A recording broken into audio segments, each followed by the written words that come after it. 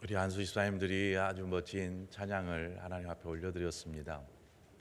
그 찬양의 가사는 좀 멋지지 않아요. 왜냐하면 하나님께서 나를 단련하신 후에 내가 정금같이 주 앞에 나아가겠다라는 고백인데, 정금같이는 참 좋아요. 근데 하나님께서 나를 단련하신 후에 어떤 식으로 단련하실지 아시겠어요? 아마 모르실 거예요. 하나님 우리를 단련하시면 결코 우습게 여길 부분은 아닌 것 같아요. 하나님께서 우리를 어떻게 단련해도 우리가 참고 인내하고 견뎌내면서 결국 정금같이 나아가는 우리 안수 집사님들이 되시기를 바랍니다. 선구영신 예배 때 우리가 말씀 카드를 이렇게 뽑았습니다. 다들 뽑으셨죠? 안 뽑으신 분들은 가셔서 뽑으시기 바랍니다. 이렇게 말씀 카드를 뽑을 때 왜 손이 떨리는지, 올해 주신 말씀은 무엇일까 떨리는 마음으로 이렇게 아마 뽑으셨을 것입니다. 그리고 얼른 이렇게 읽어봤을 거예요. 읽었더니 고난 받으라, 고난에 참여하라, 십자가를 지고 나를 쫓으라, 이런 말씀이면 어떨 것 같아요? 그런 말씀은 안 나오고 내가 들어와도 복을 받고 나가도 복을 받고 이러한 말씀, 그리고 막 누르고 흔들어 넘치도록 내게 안겨주리라, 이러한 말씀 받으면 할렐루야 아멘하고 우리의 마음이 그렇습니다. 누군가 제게 목사님 말씀 못 뽑으셨어요? 물었어요. 그래서 나 안 뽑았는데 왜 안 뽑았어요? 난 성경 66권이 올해 나에게 주신 말씀이야, 이렇게 대답을 했습니다. 우리가 무슨 말씀이 주어졌든지 우리가 2018년 새해에는 하나님을 더욱 기쁘시게 하는 그러한 해가 되었으면 하는 바람입니다. 여러분 모두가 아마 그것을 소망하고 새해를 시작하셨을 것이라 생각됩니다. 벌써 1월에 이제 14일 보름이 벌써 이제 지나가요. 금방 지나가는 것 같습니다.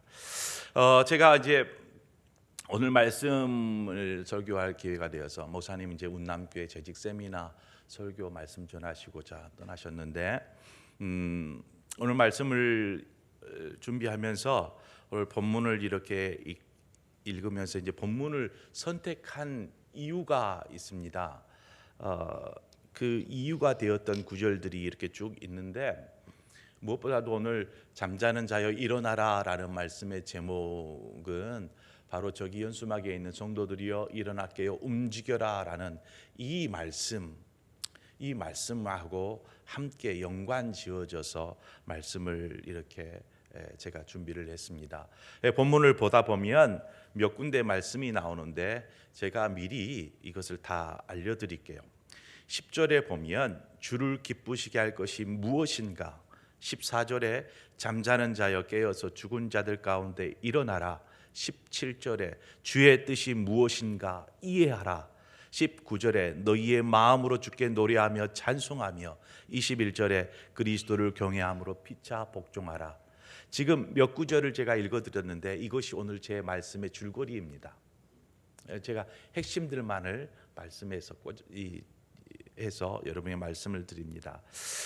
여러분, 주님을 기쁘시게 할 것이 무엇인가? 우리가 어떻게 하면 하나님이 기뻐하실까? 어떻게 하면 하나님이 기뻐하실까를 생각하라는 것이죠. 이게 사도 바울이 우리에게 요구한 것입니다. 구약의 미가 선지자는 하나님이 기뻐하시는 것이 이것이다 이렇게 얘기합니다. 미가서 6장 8절에 여호와께서 내게 구하시는 것은 오직 정의를 행하며 인자를 사랑하며 겸손히 내 하나님과 함께 행하는 것이 아니냐. 겸손히 내 하나님과 함께 행하는 것, 이것을 하나님이 기뻐하시는 것, 하나님이 우리에게 원하시는 것이다 라고 미가 선지자는 이야기했습니다.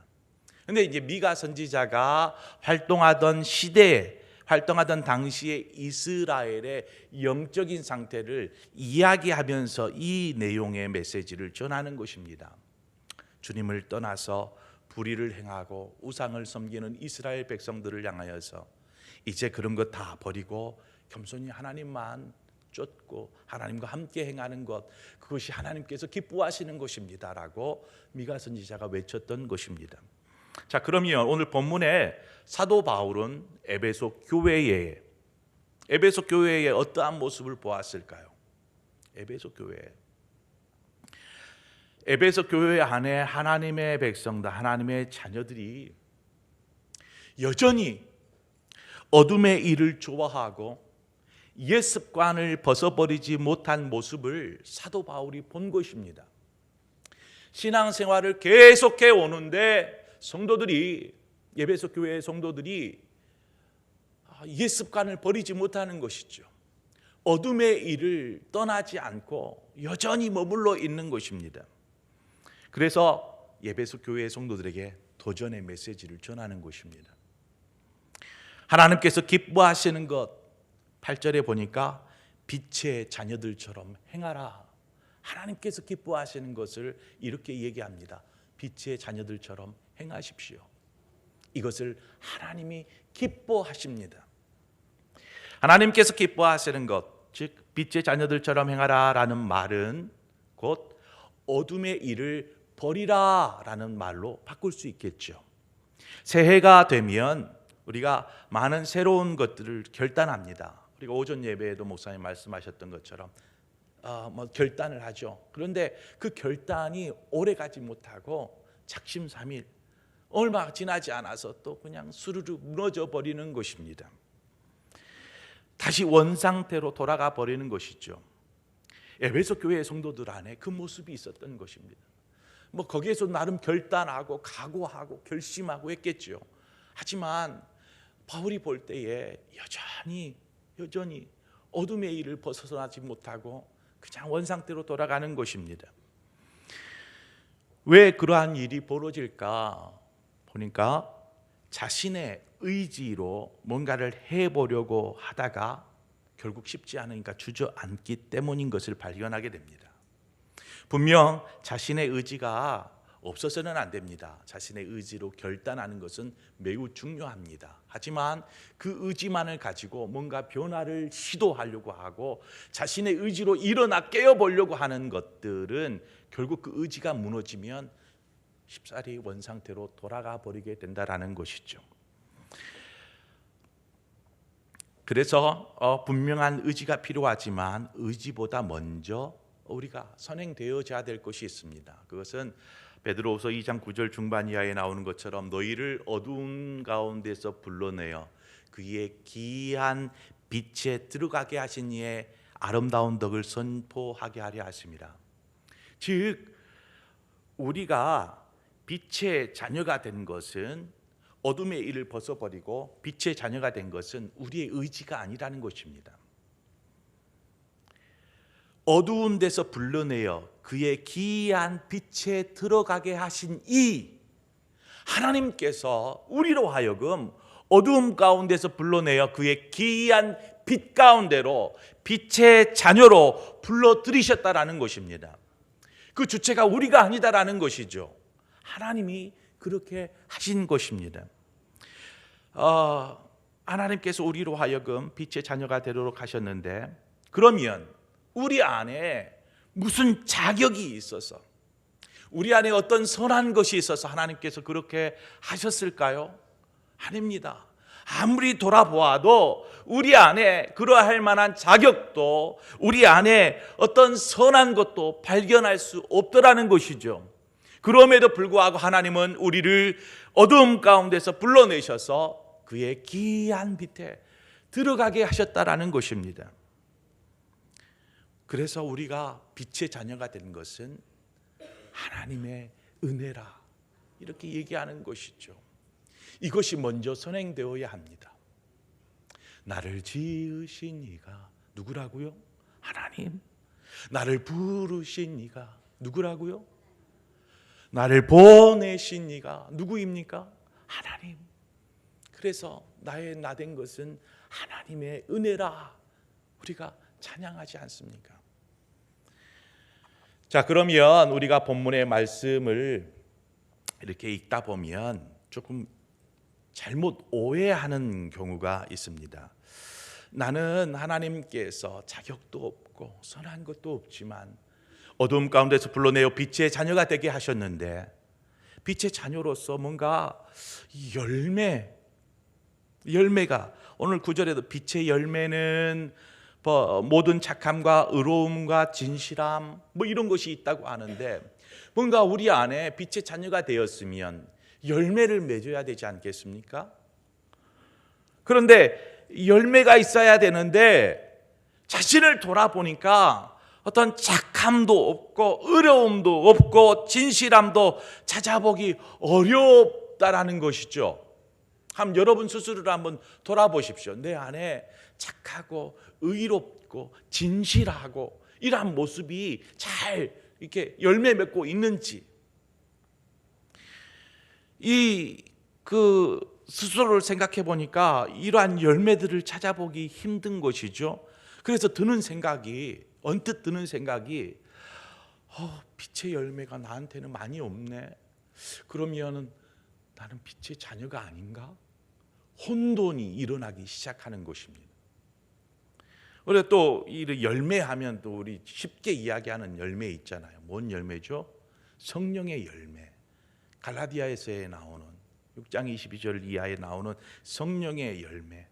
사랑이라 화평 자비 양선 충성 온유 절제 이러한 성령의 열매만을 생각해도 우리 안에서 막 열매가 주렁주렁 열리면 괜찮은데, 열매를 찾아보기 힘들면 나는 어떤 사람이겠어요? 빛의 자녀가 아닌가요? 빛의 자녀가 되었는데도 여전히 이러한 것들이 열매가 맺어지지 않는 것입니다. 그런데 하나님은 이제 조금 오전 예배 내용하고 좀 연결되는 부분이 있어서, 너는 빛의 자녀인데 왜 빛의 열매가 없니? 이렇게 하나님은 따지시지 않는다라는 것입니다. 왜 열매가 없니? 하고 우리를 추궁하지 않는다라는 것입니다. 하지만 빛의 자녀가 되었는데도 여전히 어둠의 일에 우리가 참여하고 있으면 안 된다라는 것이죠. 그리스도인이 되었으면 그냥 무기력한 신앙생활의 모습, 신앙의 모습으로 머물러서는 안 되는 것입니다. 그래서 해가 바뀌면 좋은 계기가 돼요. 날은 똑같아요. 12월 31일이나 1월 1일이나 똑같은 하루하루예요. 하지만은 이것은 중요한 계기, 결단의 계기가 될 수 있다라는 것이죠. 그래서 변화가 일어나기 위해서는 과정이 필요합니다. 빛의 자녀라고 열매가 주렁주렁 열리지 않습니다. 열매가 있고 없고의 문제를 논하기 이전에 주를 기쁘시게 할 것이 무엇인가를 먼저 생각할 수 있어야 합니다. 그 말은 어떤 일의 결과보다 그 동기와 과정이 더 중요하게 여겨지는 것이죠. 자, 열매를 맺어가는 삶을 위한 과정의 시작점에 바로 일깨움이 있는 것입니다. 말씀의 제목과 같이 잠자는 영혼이 깨어 일어나야 합니다. 만약에 우리의 영혼이 잠들어 있다면 깨어 일어나시기를 바랍니다. 왜 하나님께서 우리에게 저기 있는 연수막에 일깨움이라는 단어를 우리의 눈으로 이렇게 보게 하셨을까요? 왜 하나님이 2018년 새해 벽두부터 일깨움이라는 말을 우리에게 주셨냐라는 것입니다. 이건 목사님의 목회 방침이니까요? 가 아니죠. 하나님이 여러분에게 이 말씀을 주신 이유가 있다라는 것입니다. 깨어나라는 것이죠. 여기서 잠자는 자여라고 할 때에 이 잠은 그냥 피곤에 잠든 것이 아닙니다. 이 잠은 사망의 잠입니다. 이것은 앞에서는 빛의 반대가 되는 어둠, 바로 어둠의 잠이기도 합니다. 우리는 이러한 사망과 어둠의 잠에서 깨어 일어나야 합니다. 일어나 빛의 자녀로서 온전하게 설 수 있어야 한다라는 것이죠. 우리의 영혼이 잠들어 있으면 어떻게 될까? 어떻게 될까요? 잠든 상태에서 이렇게 움직이는 막 활동을 하는 그것을 뭐라고 하죠? 이거는 병이라고 하죠. 몽유병이라고 합니다. 잠든 상태에서 막 움직이는 거예요. 막 어디를 갔다가 뭘 밖에 나갔다 오기도 하고 막 이런 잠든 상태로. 그런데 이러한 상태에 있다가 깨어나면 일어나면 자신이 뭐를 했는지 알지 못하는 것입니다. 이 몽유병이에요. 아침에 일어나 가지고 너 어제 어디 나갔다 왔어? 뭐 어제 막 어디서 막 밖에 방에서 뭐 하던데 모르는 것이죠. 잠든 상태로 막 움직였던 것입니다. 지금 우리가 여러분 한번 자신을 한번 돌아보십시오. 지금 내가 어떻게 살고 있는지 여러분 잘 아십니까? 내가 어떻게 살아가고 있는지. 그냥 그저 바쁜 일상을 살다 보니까 어느덧 세월이 흐르고 흘러서 지금이 이렇게 되어버린 것입니다. 그냥 바쁘게 살았어요. 바쁘게. 그러니까 어느덧 세월이 이렇게 흘러서 내 머리는 하얗게 내 기력은 쇠하여져 있는 이 상태가 되어 있는, 그러면은 지금까지 살아온 삶은 무엇일까요?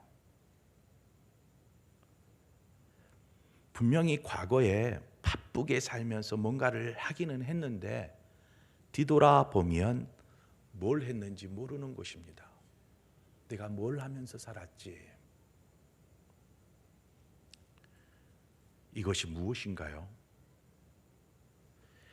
영혼이 잠들어 있는 상태에서는 열심히 바쁘게 살아도 그것은 결국 아무것도 아닌, 기억도 나지 않는 외람되지만 쓸데없는 시간, 그냥 그 시간을 흘려보내는 것입니다.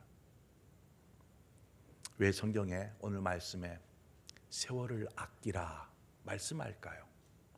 왜 세월을 아끼라고 얘기할까요?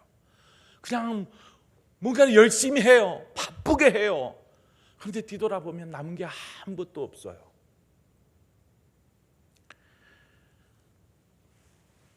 성경은 우리에게 얘기를 하죠. 세월을 아끼라. 때가 악하니라. 우리의 영혼이 잠들어 버린 시간은 너무나 아까운 시간입니다. 우리의 영혼에 아무런 도움이 되지 않는 시간들, 그 시간들을 우리는 아껴야 합니다. 그리스도인이 되어서 신앙생활을 하면서 이처럼 신앙생활을 하면서도 이와 같은 공허한 시간을 보낼 수 있습니다. 내가 뭘 하는지, 교회에서 열심히 생활하고 봉사도 열심히 하는데 공허한 거죠. 이 열매는 아무리 뒤져봐도 없는 것 같고 공허해지는 신앙생활을 하는 것입니다. 왜 그럴까요? 그 원인은 주의 뜻이 무엇인지 이해하지 못하기 때문에 그렇습니다. 주님의 뜻이 무엇인지 이해하지 못하는 것이죠. 하나님께서 우리 자신에게 향하신 그 뜻이 그냥 주의 뜻을 이해하지 못한 채 자기 생각이 하나님의 뜻인 것인 양 생각하고 그렇게 신앙생활하고 행동하는 것입니다. 성경에서 이와 같은 인물이 좀 나오는데 그냥 자기 열심히 일하고 봉사하고 했었던 인물. 열왕기상 18장 19장에 보면 엘리야라는 선지자가 나옵니다. 엘리야 선지자. 우리가 잘 아는 이 엘리야 선지자 하면 맨 먼저 떠오르는 것이 아마도 갈멜산에서의 그 바알과 아세라 선지자들과 대결했던 장면, 아마 엘리야 하면 떠오를 것입니다. 모르겠어. 또 불말과 불병거 뭐 이것도 생각날 수 있겠지만 엘리야 하면 떠오르는 것이 이 갈멜산에서의 거짓 선지자들, 우상을 섬기는 바알 선지자들과 아세라 선지자들과의 대결입니다. 이 당시에 엘리야가 활동하던 시대의 왕이 아합 왕인데, 이때가 이스라엘 전체로 보면 신앙의 암흑기와 같습니다. 이 아합 왕 시대, 아합의 아내 이세벨이 이때에 어떤 일을 하냐면 이스라엘, 유대 안에 있는 이스라엘의 하나님을 섬기는 여호와의 선지자들을 모조리 다 죽여버립니다. 그래서 막 굴에 숨기기도 하고 막 그래요. 이렇게 여호와의 선지자들을 다 죽이고 누구를 세웁니까? 이세벨이 이 바알 선지자들과 아세라 선지자들을 막 곳곳에 막 세우기 시작합니다. 그래서 그때에 이제 엘리야 선지자가 활동을 하죠. 이 엘리야 선지자가 일어나서 큰 소리를 치면서 온 이스라엘에 이 바알 선지자들과 아세라 선지자들을 다 갈멜산으로 불러 모아 주십시오. 그래가지고 이 이스라엘 안에 흩어져 있는 이 바알 선지자, 아세라 선지자들을 싹 불러 모읍니다. 그것이 850명이 되었어요. 850명이 갈멜산에 올랐습니다. 그리고 당당하게 엘리야가 나섰죠. 그리고 대결이 벌어집니다. 엘리야가 그곳에서 850대 1로 대결을 하죠. 그리고 승리합니다.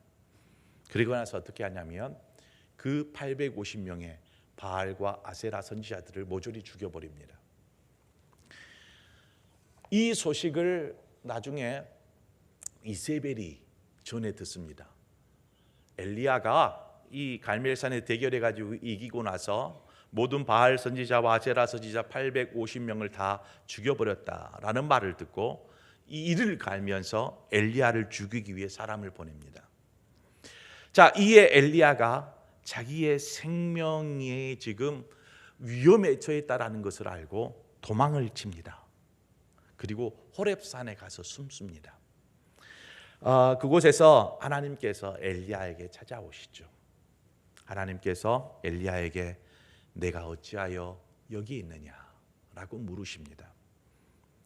그 물으심 앞에 엘리야가 이렇게 대답하죠. 열왕기상 19장 10절입니다. 그가 대답하되 내가 만군의 하나님 여호와께 열심히 유별하오니. 쭉 이렇게 있습니다. 그 앞에 하나님 여호와께 열심히 유별하다라는 말이 있습니다. 이 말이 이제 이전 개역 성경에서는 이렇게 얘기를 해요. 열심히 특심하오니, 특심하였다라고 이야기합니다. 이는 자신이 이스라엘을 볼 때 그 하나님을 버리고 거짓 선지자들의 말을 쫓는 모습을 보면서 도저히 참을 수 없었습니다. 그래서 자신의 목숨은 생각지도 않고 그냥 물불 가리지도 않고 큰 소리 쳐서 갈멜산으로 모여라 하고 거기에서 한바탕 한 것이죠. 그랬던 이 엘리야가 나중에 여기서 이기고 나서 이세벨이 자신을 죽이려고 사람을 보냈다라는 말을 듣고 숨습니다. 호렙산. 무엇일까요? 그때에는 목숨도 불사하고 나가서 싸우더니 이제는 승리하고 돌아와서 숨는 것이죠. 그의 마음, 그의 열심이 특심하였습니다. 그의 열심이 유별하였습니다. 하지만 그 힘이 사라지자 초라하게 시들어버린 것이죠. 열심히 시들어버린 것입니다. 그리고 도망쳐 숨는 것이죠. 이것은 무엇을 이야기하는 것입니까? 하나님의 뜻, 하나님이 기뻐하신 뜻과는 상관없이 자기의 열심으로 일하다가 이 생각대로 일이 진행되지 않자 좌절하고 낙심하는 것입니다. 신년이 되면 이런 경우가 있습니다. 나름 새해에는 더 열심히 하나님 신앙생활도 열심히 하고 봉사도 더 열심히 하고 이러한 마음이 특심이 되어서 자기 열심을 가지고 이것저것 시작해 보겠다고 덤벼듭니다. 그러다가 시간이 조금 지나서 뭔가 내가 막 열심히 했으면 뭔가 변화도 일어나고 뭔가 열매도 맺어지고 그러면 좋은데 열매도 없고 결과도 없게 되면 그냥 금방 식어버린 양은 냄비 마냥 식어져 버리는 것이죠. 그리고 주저앉습니다. 문제가 무엇일까요? 하나님의 뜻이 무엇인지 이해하려고 하지 않고 자기 생각과 자기 열심으로 신앙생활을 하려고 했기 때문에 그렇습니다. 그래서 오늘 뭐라고 얘기합니까? 17절 그 중반 이하에 오직 주의 뜻이 무엇인가 이해하라. 주의 뜻이 무엇인가 이해하라. 앞서는 10절에 뭐라고 했죠? 주를 기쁘시게 할 것이 무엇인가? 주를 기쁘시게 할 게 무엇인가 생각해보고 주님의 뜻이 무엇인가를 생각하는 것이 이해하는 것이죠. 이것이 없이 자신의 열심으로 그냥 힘써 일하고 봉사하고 신앙생활을 하는 것입니다. 그러다가 넘어지는 것이죠. 로마서 12장 2절에 너희는 이 세대를 본받지 말고 오직 마음을 새롭게 함으로 변화를 받아 뭐라고 합니까? 하나님의 선하시고 기뻐하시고 온전하신 뜻이 무엇인지 분별하도록 하라. 이 분별하고 하나님의 뜻이 무엇인지를 분별하고 이해하는 그러한 은혜가 여러분에게 있기를 바랍니다.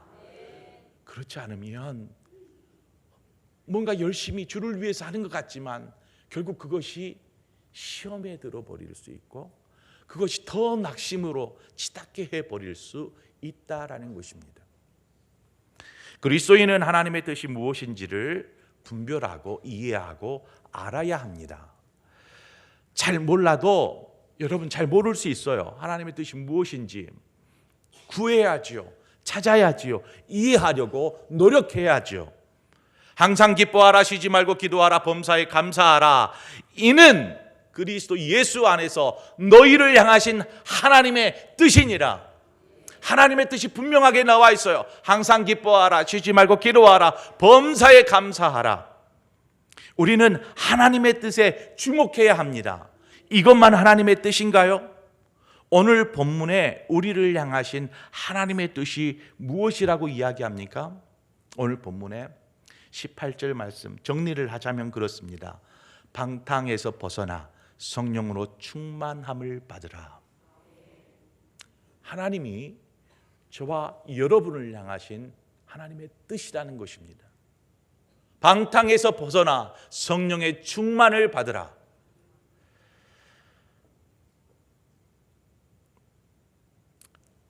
성령의 충만함을 위해 방탕에서 벗어나라라고 말씀하십니다. 이런 두 가지로 생각해 볼 수 있죠. 방탕에서 벗어남으로 성령의 충만해질 수 있고 또 다른 방법으로는 성령의 충만해짐으로 인하여서 방탕에서 벗어나는 것입니다. 두 가지죠. 방탕에서 벗어나 성령의 충만함으로 나아가는 것과 성령의 충만해짐으로 인해서 방탕에서 벗어나는 것입니다. 우리가 하나님의 은혜를 깊이 경험하면 막 삶을 결단하 그래 이거 버려야지 하고 버릴 수 있습니다. 이렇게 되는 경우가 있고 하나는 나 이런 거 하면 안 돼. 하나님 기뻐하시지 않으니까 이거 버려야지. 버리고 나서 하나님 기뻐하시는 것을 쫓아서 성령의 충만함으로 나아가는 것입니다. 방법은 두 가지죠. 두 가지로 나눌 수 있는 것입니다. 자, 그러면 이 두 가지 방법 중에 어떠한 것을 우리가 추구하는 게 올바른 방법일까? 뭐 두 가지 다 올바른 방법이지만 방탕에서 벗어나는 것은 성령으로 충만해질 수 있는 환경을 만들어 가는 것입니다. 반면에 성령 충만해지면 방탕한 것을 버리게 됩니다. 그래서 누가 은혜 받고 끊어버렸다네, 버렸다네, 뭐 이런 말들이 있지 않습니까? 간증할 때도 분명 후자가 삶을 결단하기 위해 좋은 방법 같습니다. 성령의 충만해짐으로 삶의 그런 어두움의 것들, 옛 습관들을 벗어버리는 것, 분명히 이 방법이 좋은 방법일 수 있습니다. 그런데 그렇게 되면 좀 문제가 생길 수 있어요. 어떤 문제냐면 그냥 성령 충만을 위해서 물불을 가리지 않게 되는 것입니다. 그래야 이것을 잘라낼 수 있다라고 생각하는 것이죠. 교회 안에서는 이 모습이 분명히 이해가 됩니다. 교회 안에서는 저 사람이 성령 충만을 그렇게 몸부림치는구나 이해가 되는데 외부에서는 이걸 이해하지 못합니다. 그래서 광신도네, 뭐 교회 가면 이상해진다네, 이러한 말들이, 오해들이 나올 수 있는 것입니다. 자, 본문은 방탕에서 벗어나 성령 충만으로 나아가라라고 말씀합니다. 그 말은 이제 반대로 내가 이것을 버리고 성령에 충만해지는 환경으로 나아가는 것을 이야기하죠. 삶에서 하나님이 기뻐하지 않는 것을 버리는 것이 필요합니다. 여러분, 여러분의 삶에서 잠자는 자여 깨어 일어나라, 일깨움이 있기 위해서는 우리의 삶에서 하나님이 기뻐하지 않는 것들을 버려야 합니다. 이것을 버리지 않고 뭐 일깨우고 뭔가 막 잠자는 자여 깨어 일어나라, 이것은 있을 수 없는 것입니다. 그것은 자신의 의지이죠. 삶에서 하나님이 기뻐하시지 않는 것들을 버려야 합니다. 어떤 것이 있죠? 여러분의 입술에서 하나님이 기뻐하지 않는 말들을 버려야 합니다. 우리의 행동에서 하나님이 기뻐하지 않은 행동들을 버려야 합니다. 우리의 생각 속에서 하나님이 기뻐하지 않는 생각들을 제거해야 합니다. 오늘 그것을 여러분들이 결단하시기를 바랍니다. 그렇게 함으로 성령이 충만하게 우리 안에서 역사하실 수 있는 환경들이 만들어지는 것이죠. 여전히 죄악, 그 어두움 덩어리 속에 성령이 충만하게 임할 것을 기대하는 것은 잘못된 것이죠. 우리가 이러한 환경들을 만들어가는 것입니다. 하나님, 제가 이러한 것들, 어둠의 것들, 옛 습관들을 버리겠습니다. 내 입술로 했었던 잘못된 언어들을 버리겠습니다. 내 생각 속에 내가 행동으로 했었던 잘못된 것들을 버리겠습니다. 그때에 성령이 우리 안에서 충만하게 일하시게 됩니다. 이렇게 우리는 빛의 열매요, 성령의 열매들을 이렇게 이제 맺어가게 되는데, 이때 중요한 것이 있습니다. 19절과 20절입니다. 시와 찬미와 신령한 노래들로 서로 화답하며 너희의 마음으로 주께 노래하며 찬송하며 범사에 우리 주 예수 그리스도의 이름으로 항상 아버지 하나님께 감사하며. 이것은 뭐를 얘기하는 걸까요? 뭔 내용입니까? 찬송하고 기도하는 것. 우리가 이런 것들을 뭐라고 얘기를 하죠? 예배라고 얘기합니다. 하나님을 예배하는 것은 모든 그리스도인들에게 있어서는 기본입니다. 또 성령 충만을 위한 필수적인 것이죠. 이를 통해서 또한 우리는 하나님의 뜻이 무엇인지를 깨닫고 이해하게 됩니다. 예배가 없는 삶에서 하나님의 뜻을 구하는 것은 어불성설입니다. 하나님의 뜻을 구하기 위해서 기도와 찬송 속에서뿐만 아니라 하나님의 말씀 속에서 우리를 향하신 하나님의 뜻을 발견할 수 있는 것이죠. 일깨움, 일어나 깨어 움직이는데, 여러분 깨어 일어나 움직이는데 뭘 하려고 하십니까? 무엇을 위해서 일깨우는 거죠? 일어나 깨어 움직이는데 뭘 위해 일어나 깨어 움직여야 될까요? 하나님의 기뻐하신 뜻, 하나님의 영광을 위해서 우리가 깨어 일어나는 것입니다. 그래서 일어나 깨어 움직이는 것인데, 바로 이것들을 위해서 우리의 예배 습관이 살아나야 하는 것입니다. 말씀이 우리 안에서 일하시도록 해야 합니다. 그리고 우리의 삶이 주님의 뜻대로 결단되어지고 또 삶으로 나아갈 때에 우리는 분명한 열매들을 맺게 됩니다. 그래서 오늘 본문의 마지막 구절 뭐라고 얘기합니까? 우리 다 함께 읽어보겠습니다. 21절 말씀입니다. 시작. 그리스도를 경외함으로 피차 복종하라. 이제 우리가 차근차근히 걸어왔습니다. 맨 먼저는 주님을 기쁘시게 할 게 무엇일까? 그 다음에 잠자는 우리의 영혼이 깨어나야 한다. 그리고 주님의 뜻이 무엇인지를 이해하려고 노력하고, 이것들이 예배를 통하여서 찬송과 기도와 말씀 속에서 하나님의 뜻을 분별하고 우리는 그렇게 나아가는 것입니다. 자, 여기에서 성령 충만이든지 하나님의 뜻을 이해한다라는 것은 단지 하나님께만 국한되어 있지 않습니다. 무슨 말이냐면 하나님을 향하는 마음이 많은 부분을 차지하는 것은 맞습니다. 하지만 하나님을 향하는 마음과 더불어서 옆에 있는 사람들을 향하여서, 이웃을 향하여서 그렇게 우리의 마음이 이어져 가야 한다라는 것입니다. 그래서 얘기하는 것이 바로 이것입니다. 그리스도를 경외함으로 무엇이라고요? 피차 복종하라. 하나님을 경외하는 마음으로 이웃을 사랑하라는 것입니다. 우리가 분명히 전제된 것은 그리스도를 경외함입니다. 하나님을 사랑하는 것, 하나님의 영광을 위해서, 즉 하나님의 뜻 안에서 우리가 서로 복종하라는 것입니다. 사랑하는 것, 예수 믿지 않는 남편을 사랑하고, 그러한 자녀를 사랑하고, 이웃을 사랑하는 것입니다. 이것이 곧 결국 하나님을 경외함이고 하나님을 사랑하는 것입니다. 우리가 깨어 일어나서 해야 될 것, 하나님의 영광을 위해서 우리가 해야 될 것, 우리의 사랑을 흘려보내는 것이죠.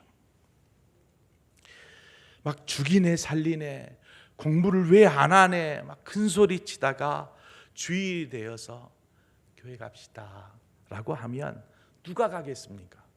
누가? 열심히 사랑하고 그 사랑 속에 예수 그리스도의 사랑이 흘러가면, 우리 엄마가 달라졌어요. 우리 아빠가 달라졌어요. 2018년이 되더니 뭔가 달라졌어요. 누구 때문에 달라졌다고요? 예수님 때문에. 예수님 때문에 달라졌어요. 교회를 다니더니 우리 엄마 아빠가 달라졌어요. 그러면 어떤 마음이 들까요? 나도 교회 가야지라는 마음이 드는 것입니다. 우리가 오늘 말씀을 정리하면서 우리가 깨어 일어나 뭐를 하자는 것입니까? 다시금 특심으로 열심히 봉사하고 헌신하자는 것입니까? 분명히 봉사 헌신도 필요합니다. 그보다 더 중요한 것은 우리가 하나님의 사랑을 흘려보낼 수 있는 그러한 통로로 서자는 것입니다. 깨어 일어나, 잠자는 영혼들이 깨어 일어나서 뭘 하는 것입니까? 하나님의 사랑을 잘 흘려보내는 그러한 하나님의 영광을 위한 도구로 서야 한다라는 것입니다. 그러기 위해서 필요한 것이 성령 충만이고, 그러기 위해서 필요한 것이 예배고, 그러기 위해 필요한 것이 말씀 속에서 하나님의 뜻을 분별하고 그 뜻 앞에 순종하면서 나아가는 것이라는 것이죠. 말씀을 정리하겠습니다. 서두에 여러분께 말씀을 드렸던 말씀 구절과 같이 그 내용을 하나로 요약하자면, 잠자던 영혼들이 깨어 일어나 하나님을 기쁘시게 하는 것이 무엇인지를 깨달아 알고 이해함으로 하나님을 예배하고 성령 충만하여져서 결국 이웃과 더불어 하나님의 사랑을 나눌 때에 아름다운 빛의 열매, 아름다운 열매를 맺어가게 된다라는 것입니다. 저와 여러분의 삶이 그런 아름다운 열매를 맺어가는 그런 2018년이 되어지기를 주님의 이름으로 축원드립니다.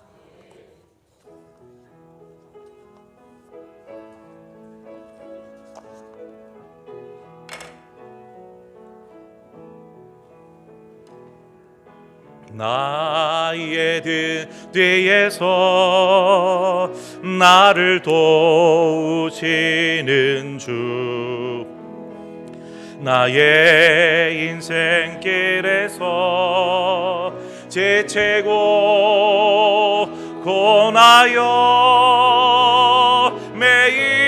매일처럼 주저앉고 싶을 때 나를 밀어주시. 일어나 걸어라, 일어나 걸어라, 내가 새 힘을 주리니.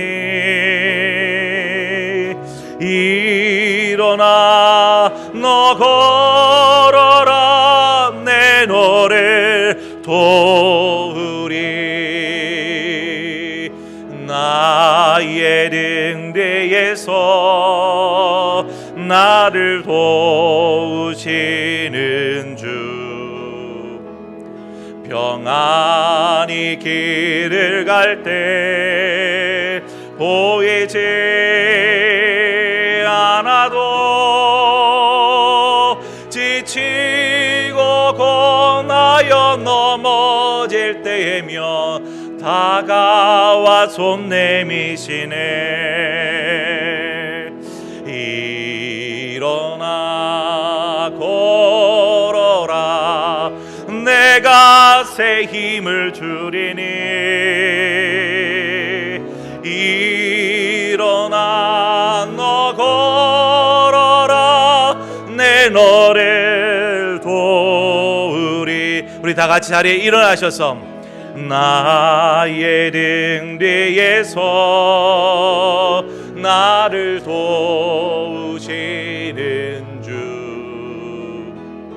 때때로 뒤돌아보며 여전히 계신 주, 잔잔한 미소로 바라보시며 나를 재촉하시네. 일어나 걸어라, 내가 새 힘을 주리니. 일어나 너 걸어라, 내 너를 도우리.